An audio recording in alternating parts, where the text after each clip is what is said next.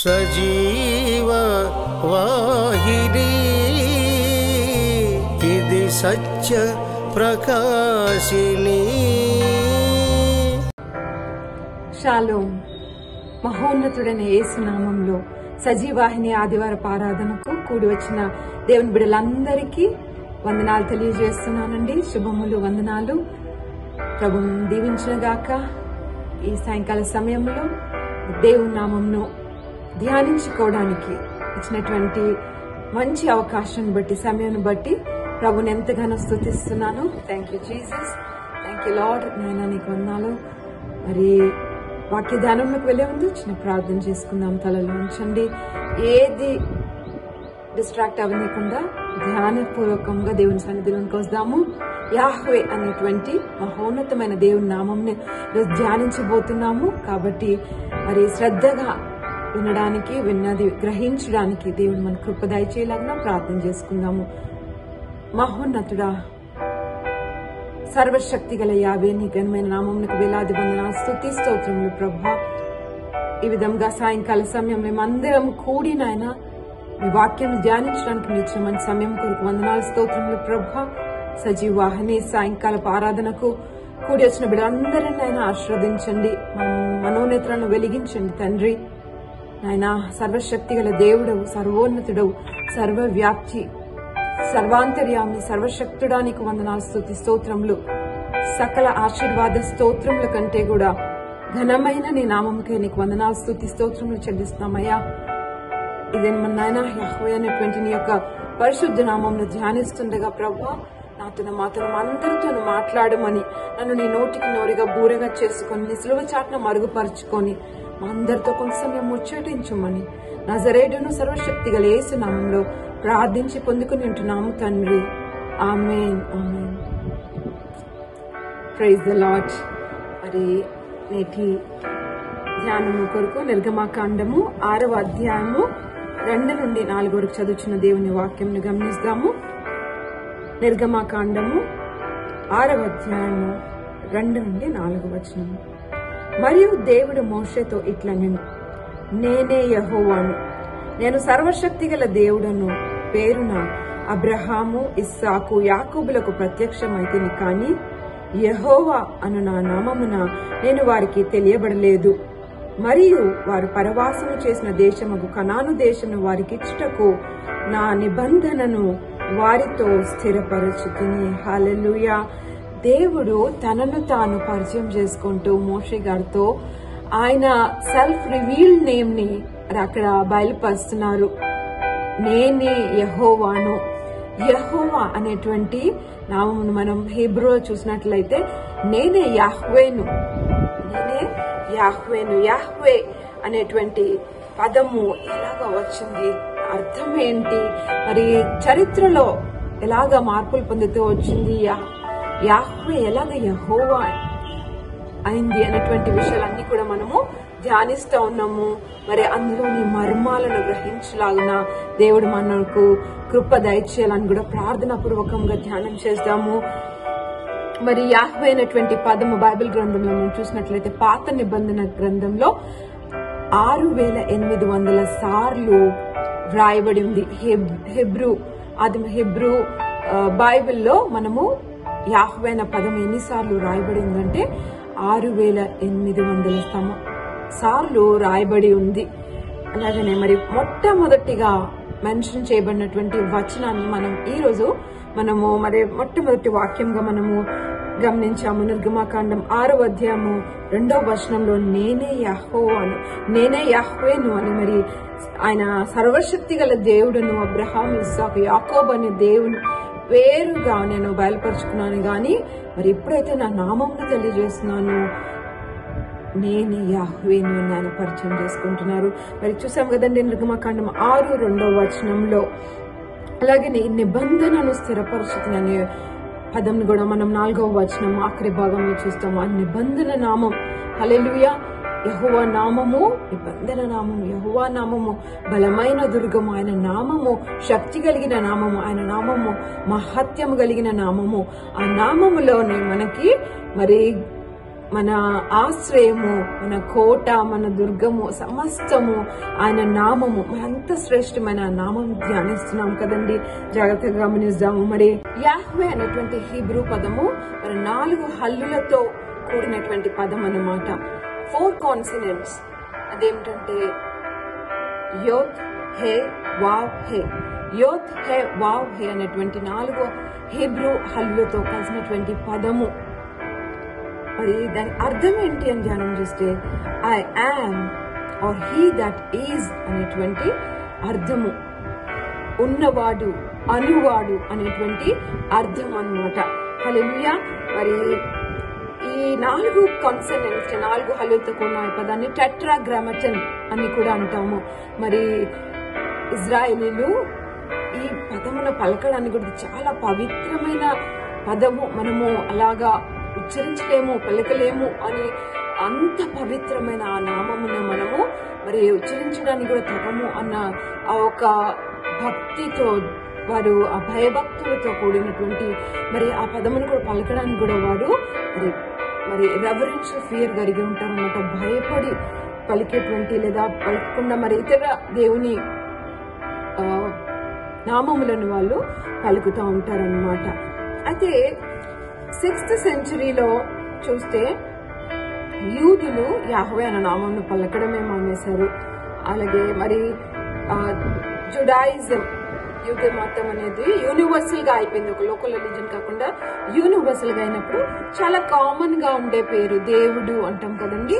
అలాగా ఎలోహిం అనేటువంటి పదముతో వారు మరి వర్బల్ గా, వోకల్ గా వారు ఆరాధనలో కానివ్వండి ఇంకో రకంగా వారు ఎలోహిం అనే పదాన్ని ఎక్కువగా వాడారనమాట. మరి ఎలోహిం అనే పదము యాహ్వే అనే పదము రీప్లేస్ చేయబడింది. అలాగనే మరి ఈ పదము ద్వారా వాళ్ళు దేవుని సార్వభౌమత్వాన్ని, ఇజ్రాయేలు దేవుని సార్వభౌమత్వాన్ని ప్రపంచమంతటికి మనం వ్యాపింప చేయాలి అంటే ఎలోహిం అనే నామం మనము ఉపయోగిస్తాము అని చెప్పేసి వాళ్ళు అలాగా వాడడం జరిగింది. అదే సమయం మరి 6 నుండి 10వ సెంచరీ మధ్యలో మోసరేట్స్ అనేటువంటి ఒక వ్యక్తి ఏం చేశాడంటే ఈ యోత్, హే, వావ్, హే అనేటువంటి YHWH అనే ఈ 4 వర్డ్స్ కి మధ్యలో మరి దేవునికి కలిగినటువంటి నామములు ఏవైతే ఉన్నాయో అడోనాయ్, ఎలోహిం అనేటువంటి నామముల యొక్క మొదటి అక్షరాలను అవి మరి ఆ అక్షరాలను తీసుకొని యాహ్వే, AYAHWEH, అందులో ఏ అనేది అడోనాయ్ దేవుని నామము, మరి ప్రభువు, నా ప్రభువు అనేటువంటి అర్థం ఇచ్చేటువంటి అడోనాయ్ అనే నామంలోని ఏని అలాగనే ఎలోహిం అనే నామంలోని ఈని తీసుకొని ఈ YHWH అనే 4 హల్లుల మధ్యలో పెట్టేసి వవల్స్ ని పెట్టేసి ఆ కాన్సనెంట్స్ ని కాస్త యాహ్వేగా YAHWEH యాహ్వే గా ఆయన మరి బైబిల్ ని ఇంగ్లీష్ లోకి తర్జుమా చేసే క్రమంలో ఆయన ఆ పదమునే వాడి యాహ్వే అనే నామమునే మరి ఆయన బైబిల్ అంతా కూడా రాయడం జరిగిందనమాట. అయితే ఈ మధ్యలో ఈ దేవుని నామం ఎంతో మరి ప్రశస్తమైనది, పవిత్రమైనది, సేక్రెడ్ కాబట్టి ఆ పదమును మనం ఎక్కువ వాడకుండా మనము మరి అడోనాయ్ అనే పదంనే వాడుకుందామని కొంతకాలం వరకు కూడా అడోనాయ్ అనే హెబ్రూ బైబిల్లో అలాగనే గ్రీక్ బైబిల్లో కైరియోస్ అనే పదము లార్డ్, మై లార్డ్ అనే అర్థం ఇచ్చేటువంటి ఈ పదాలను వాళ్ళు దేవుని నామమును వాళ్ళు ఉపయోగించడము వారు ఆరాధనలు అయితే ప్రార్థనలు అయితే ఉపయోగించడము జరిగిందనమాట. అయితే యాహ్వే అనే పదం ఎలా వచ్చింది చూసాం కదండి. మరి అడోనాయ్లోని ఏ, ఎలోహింలోని ఈ వచ్చి YHWH అనేటువంటి కాన్సనెంట్స్ మధ్యలో కూర్చి వాళ్ళు యాహ్వే అనే పదాన్ని మరి మోసరేట్స్ అనేటువంటి ఒక 6th సెంచరీ ఒక బైబిల్ స్కాలర్, బైబిల్ పండితుడు మరి ఆయన కాయిన్ చేసినారనమాట. తర్వాత లాటిన్ స్పీకింగ్ క్రిస్టియన్ స్కాలర్స్ లో ఏమైందంటే లాటిన్ లో వై అనే పదం లేదు, వాళ్ళు దానికి ఈక్వలెంట్ గా ఐ గాని జే గాని వాడతారనమాట. సో వాళ్ళు ఏం చేశారంటే ఈ వై ప్లేస్ లో వాళ్ళు జే పెట్టేసుకొని ఏదైతే ఉందో JHWH మధ్యలో వాళ్ళు మరలా మరి వవల్స్ ని పెట్టేసి ఈని ఏని ఓని పెట్టేసుకొని జెహోవా JEHOWAH జెహోవాగా వాళ్ళు మరి ప్రయోగించడము, వాళ్ళు జెహోగా దేవుణ్ణి వారు మరి పిలుచుకొనడం జరిగింది. అదే రాను రాను మిడివల్ యూరోప్ అంతా కూడా స్ప్రెడ్ అయ్యేసి మరి అందరు కూడా జెహోవా అనే నామములోనే సర్వోన్నతుడైన దేవుని వారు మరి వాళ్ళు ప్రస్తావించడం జరిగింది. తర్వాత రెనైసెన్స్ పీరియడ్ లో, రిఫార్మేషన్ పీరియడ్ లో, హిస్టరీలో మీరు చదివి ఉంటారు. రెనైసెన్స్ పీరియడ్, రిఫార్మేషన్ పీరియడ్, ఎప్పుడైతే చర్చ్ మరి రెనైసెన్స్ జరిగిందో అక్కడ క్రిస్టియన్ స్కాలర్స్ ఏం చేశారంటే మరలా జెహోవా కాదు యాహ్వేనే సరైన పదము, ఎందుకంటే ఇదే కదా మరి మూల పదము, ఇదే కదా మరి మొట్టమొదటిగా ప్రభు ఆయన నామంని బయలుపరుచుకున్న నామం, తరతరములకు ఇదే నామం అని ఆయన బయలుపరుచుకున్నారు. కాబట్టి మరలా యాహ్వే అని వారు మరి బైబిల్స్ రాస్తున్న క్రమంలో యాహ్వే అనే పదమును వారు వాడడం జరిగినది. చాలా మంది బైబిల్ స్కాలర్స్ నమ్మేటువంటిది, వారు చెప్పేటువంటి యాహ్వే అనే పదమునకు అర్థము, దేవుని నామమునకు అర్థం ఏంటి అంటే మరి he brings into existence what exists. Yahweh means he brings into existence whatever exists. అది మనము మొదటి సమూయేలు గ్రంథము 17వ అధ్యాయంలో 5వ వచనంలో మనము ఒక ఉదాహరణ చూసినట్లయితే, మొదటి సమూయేలు గ్రంథం 17వ అధ్యాయము 45వ వచనంలో, దావీదు నీవు కత్తియు ఈటయు బల్లెమును ధరించుకొని నా మీదికి వచ్చుచున్నావు, అయితే నీవు తిరస్కరించిన ఇజ్రాయేలీల సైన్యములకు అధిపత్యగు యెహోవా పేరట నేను నీ మీదికి వచ్చుచున్నాను అని.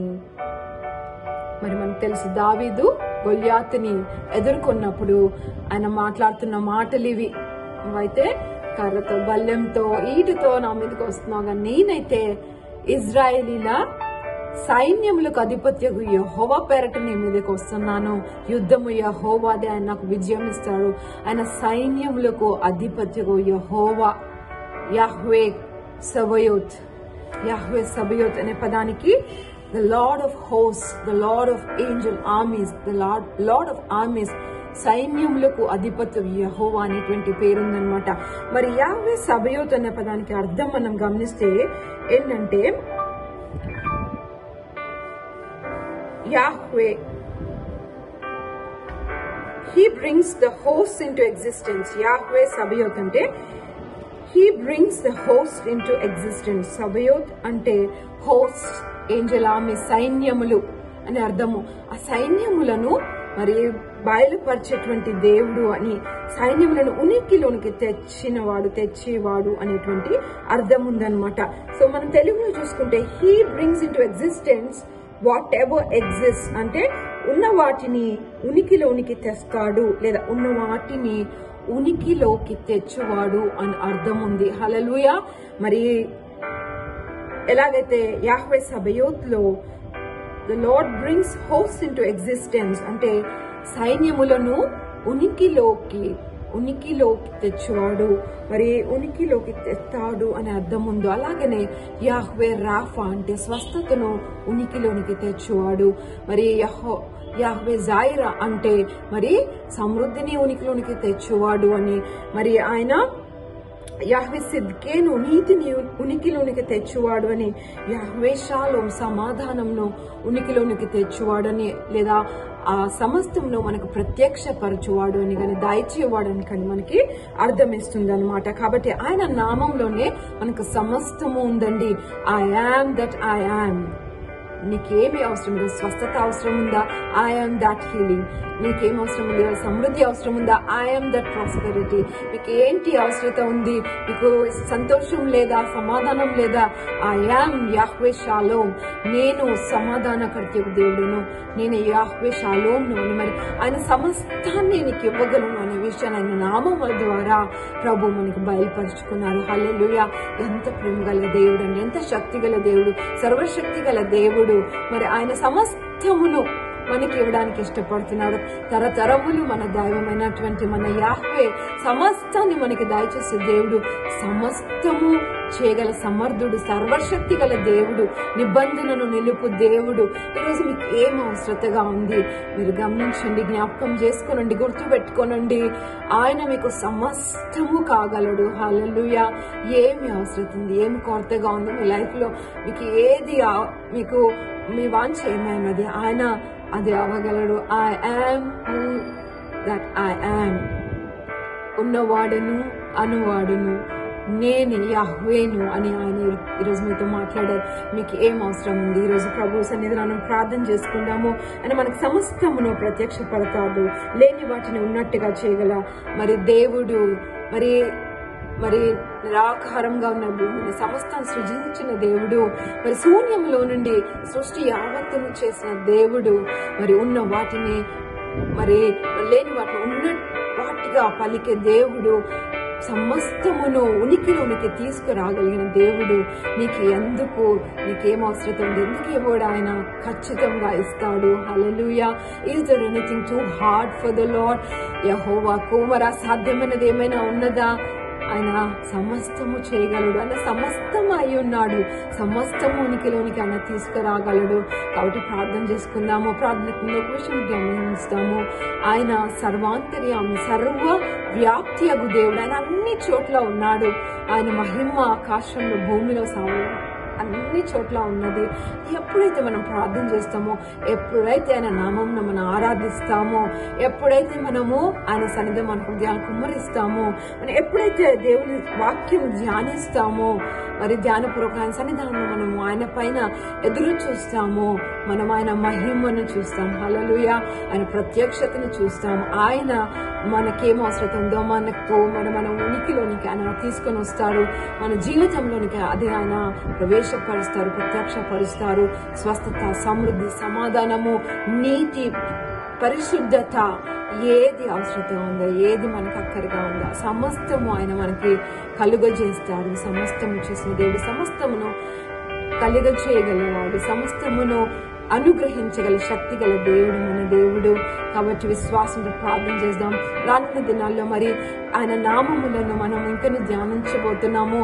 యెహోవా రాఫా, యెహోవా షాలోమ్, యెహోవా సిద్కిన్, యెహోవా సబయోత్, మరి ఎలోహిం, అడోనాయ్, మరి ఆయన అనేక నామములను, ఎల్ షడ్డాయ్, మరి గొప్ప నామములను మనము ధ్యానించబోతున్నాం. కాబట్టి మిస్ కాకుండా ప్రతి ఆదివారం కూడా మీరు మరి జాయిన్ అవ్వండి. మనము ఈ విధంగా మరి వాక్యం ధ్యానిస్తే ఇంకా ప్రభులో బలపడదాం, వాక్యంలో బలపడదాం, ఆత్మలో బలపడదాము. ప్రభుత్వం దీవించేదాకా ప్రార్థనలో ఏకీభవించి ఈ దినంలో ఈ సమయంలోనే యాహ్వే యొక్క దీవెనలను పొందుకొనవలనని ప్రభు ప్రేమను బట్టి మిమ్మల్ని నేను ప్రోత్సహిస్తున్నాను. ప్రార్థనలు ఏకీభవించండి. విశ్వాసంతో ఆయన సమస్తము అనుగ్రహించగల దేవుడని, సమస్తము ఆయన కలుగజేయగలడని నమ్ముతూ ప్రార్థన చేసుకున్నాం. మహోన్నతుడా, సర్వశక్తి గల యావే, జీవం గల మా తండ్రి, నీకు వందనాలు, స్తుతి స్తోత్రములయ్యా.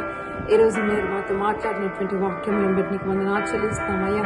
నీ నామమునైనా మోషే గారికి మీరు బయలుపరుచుకొని నేనే యెహోవాను, నేనే యాహ్వేను అని మీరు పరిచయం చేసుకొని ఆయాంతటాయామని తండ్రి మీరు మిమ్మల్ని బయలుపరుచుకున్నారు.